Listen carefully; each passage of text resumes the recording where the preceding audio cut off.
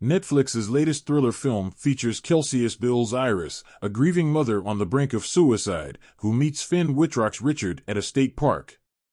He prevents her from killing herself, only to kidnap her and inject her with a paralytic agent, giving Iris only 20 minutes before her body shuts down.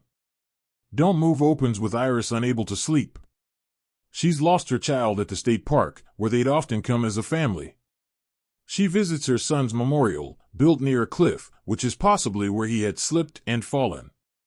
After his death, she descended into depression, and unable to cope with the loss of her child, she goes to the park intending to end her life by jumping off the same cliff, until she meets a man named Richard.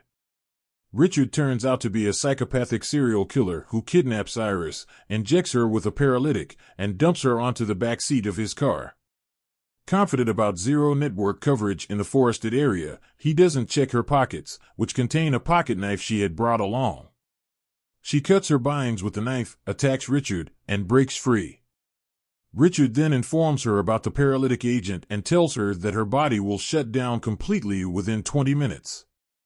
Iris begins running, dragging her immobile foot and crawling until she launches herself into the river, floating away. Richard's real name and background aren't revealed in the film, but he is a psychopathic serial killer. His killer instincts were awakened after a car accident with his girlfriend. As she took her last breaths, Richard thanked her for helping him become himself, a merciless killer leading a double life, where every weekend, he goes away from his family to a cabin in the woods with a new victim. After washing up on the river's shore, Iris manages to get far enough ahead to be found by a widower living in the woods. He tries to help her, but Richard kills him. Richard then returns to where his car had crashed, taking the man's truck after stopping at a gas station.